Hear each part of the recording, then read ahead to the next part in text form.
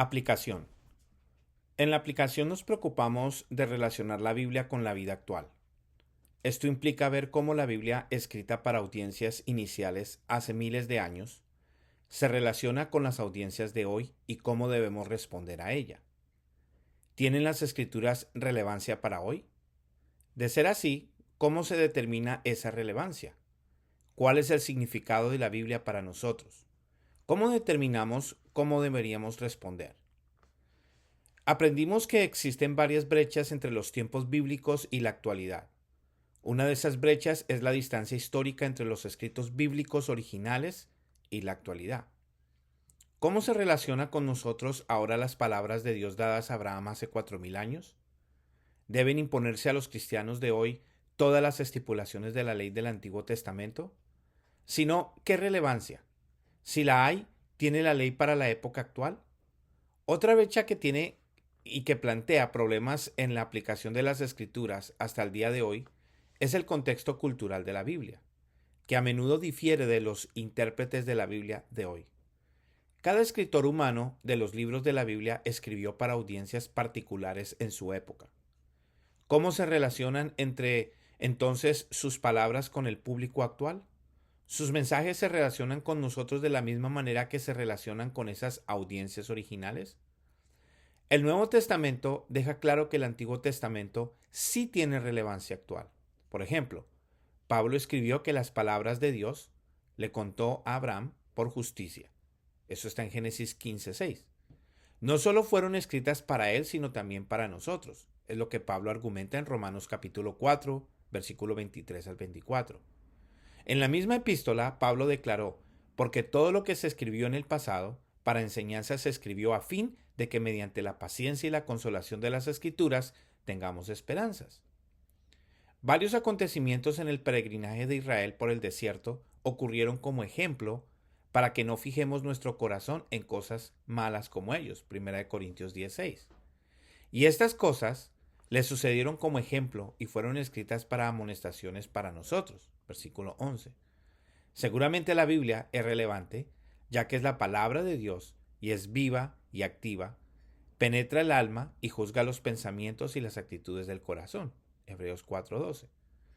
Determinar cómo la palabra de Dios se relaciona con nosotros y cómo debemos responder a ella es la tarea de la aplicación.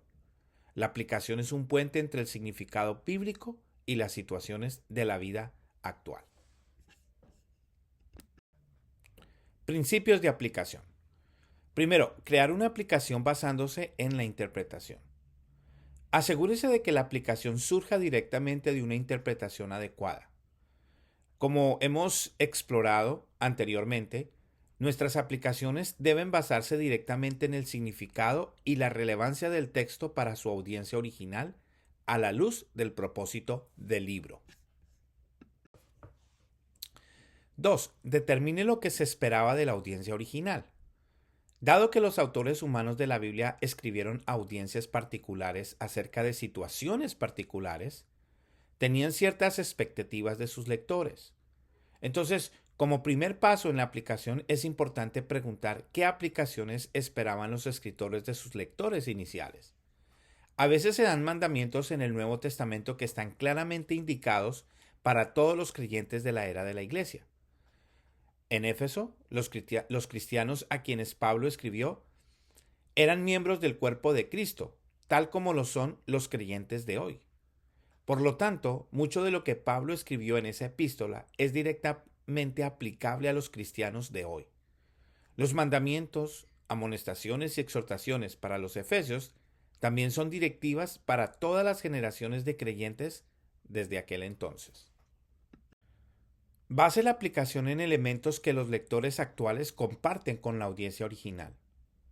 Los puntos en común entre las audiencias originales y las personas de hoy son la base para la aplicación válida. La relación entre el presente, la iglesia primitiva, son la herencia teológica directa.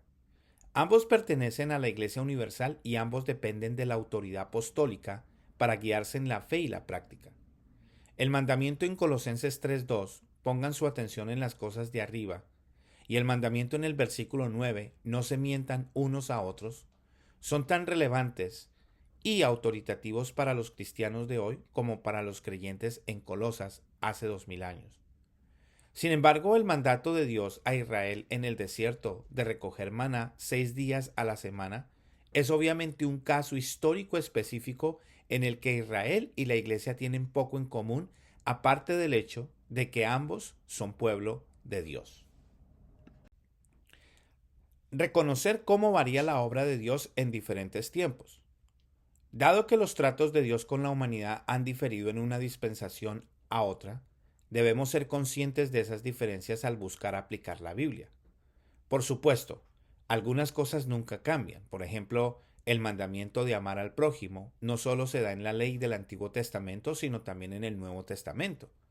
Este mandamiento fue dado por primera vez en Levítico 19:18 y se repite en Mateo capítulo 5 versículo 43, Mateo 19:19, 22:39, Romanos 13:9, Gálatas 5:14 y Santiago 2 versículo 8.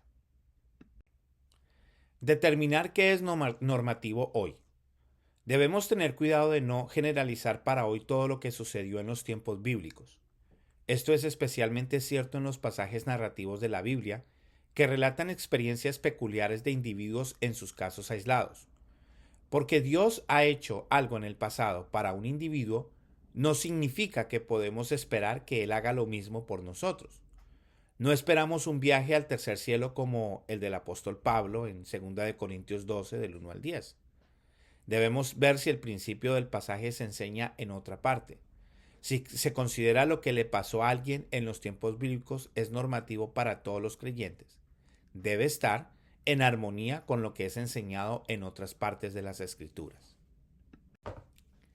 Ver el principio inherente al texto. A veces las Escrituras dan mandamientos específicos, directivas específicas para todos los creyentes, como se analizó anteriormente. Sin embargo, otras veces, como las declaraciones no son explícitas, por lo tanto buscamos principios inherentes al texto. Estos principios surgen directamente de las Escrituras, no son algo impuesto en el texto bíblico. Cuando Jesús dijo, si alguien te obliga a caminar 1 milla, ve con él 2 millas, Mateo 5:41, estaba poniendo un principio general en concreto. Términos concretos. La aplicación va mucho más allá de la situación particular. Y si alguien nos obligara a viajar con él 3 millas, ¿ya no aplicaría entonces las palabras de Jesús? Obviamente que ese no es el punto. No, el punto es que cuando nosotros nos vemos obligados de esta manera, no debemos tomar represalias, sino hacer lo contrario. Esa es la esencia y el principio del texto. Piensa en el principio como una implicación, extrapolación del texto y como puente a la aplicación. Ver el principio en un texto es un paso esencial para extraer lo que está legítimamente previsto o implícito en las Escrituras. Y al formular un puente mediante el cual relacionar las Escrituras con los contextos actuales o situaciones. Por ejemplo, los cristianos de Antioquía llevaban una ofrenda por los pobres creyentes en Judea, Hechos 11, 27 al 30. ¿Qué significa esta situación? ¿Hace 2000 años tienen que ver con nosotros esto? Un principio que se puede ver en esta acción por parte de los creyentes en Antioquía es esta. Cristianos en un lugar deberían ayudar a satisfacer las necesidades de los cristianos en otras áreas. Obviamente este pensamiento no se establece explícitamente en Hechos 11, pero sí ciertamente implícito. Por lo tanto, el principio sirve como puente entre interpretación y aplicación. La aplicación de hoy podría ser declaro lo siguiente. Enviaré dinero esta semana para ayudar a los creyentes pobres en Haití o en África o en algún país en una zona necesitada.